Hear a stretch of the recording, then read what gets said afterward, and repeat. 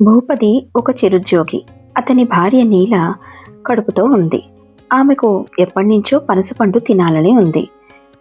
పనసపండు ఖరీదెక్కువ, పైగా నెలాఖరు రోజులు కావడంతో రోజు ఏదో ఒక సాకు చెప్పి తనకు పనసపండు తేకుండా దాటవేస్తున్నాడు.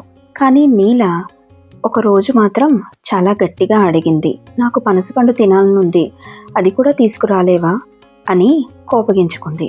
భూపతికి చాలా బాధ కలిగింది. ఆ రోజు రాత్రి అతనికి నిద్ర పట్టలేదు. దారిలో పనసపళ్ళతో ఉన్న ఒక చెట్టు గురించి అతనికి జ్ఞాపకం వచ్చింది. రాత్రి ఎవరూ ఉండరు కదా అని ఆ చెట్టు దగ్గరికి వెళ్ళి ఒక పనసపండును కోసుకుని దానిని ఒక గోనె సంచిలో వేసుకుని ఎవరూ చూడకుండా నెమ్మదిగా వస్తున్నాడు. ఈలోపు అతనికి ఒక వ్యక్తి గొయ్యి తవ్వుతూ కనిపించాడు. ఆ వ్యక్తి ఆ ఇంటి యజమాని. గొయ్యెందుకు తవ్వుతున్నారని అతను ఇంటి యజమానిని ప్రశ్నించగా ఆయన తన కథను ఇలా చెప్పుకొచ్చాడు.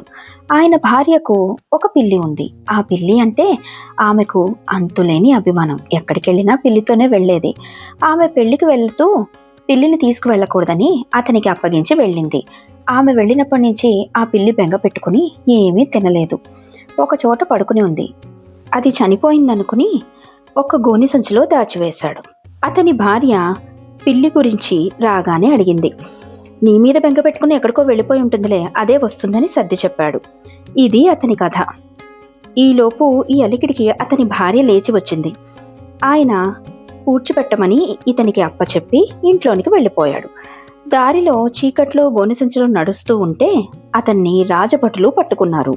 భూపతిని ఎక్కడికి వెళ్తున్నావు, సంచిలో ఏముందని అడిగారు. అతను పనసపండని చెప్పాడు. కానీ తీరా చూస్తే అందులో తెల్ల పిల్లి ఉంది. వాడు మంత్రగాడు అనుకుని వాళ్ళు న్యాయాధికారి మరెవరో కాదు, ఆ ఇంటి యజమాని. అతను భూపతి చేతిలో పిల్లిని చూసి ఎంతగానో సంతోషించాడు. నా భార్యకు నేను సర్ది చెప్పలేకపోతున్నాను. ఆమె వచ్చినప్పటి నుంచి ఈ పిల్లి గురించే అడుగుతుంది. నీ వల్ల ఈ బాధ తీరింది. నీకు పనసపండు కొనుక్కోవడానికి నేను డబ్బులు ఇస్తాను, తీసుకో అని డబ్బులిచ్చాడు. భూపతి ఆ డబ్బు తీసుకుని పనసపండు కొనుక్కొని ఇంటికి వెళ్ళగా పక్కింటి పుల్లమ్మ బయట నించుని ఉంది. ఎక్కడికి వెళ్ళావు రాత్రంతా అని అడిగింది. పనసపండు తేవడానికి వెళ్ళానని చెప్పాడు. ఇక అవసరం లేదులే, నీకే పనసపండు లాంటి కొడుకు పుట్టాడు అని చెప్పింది.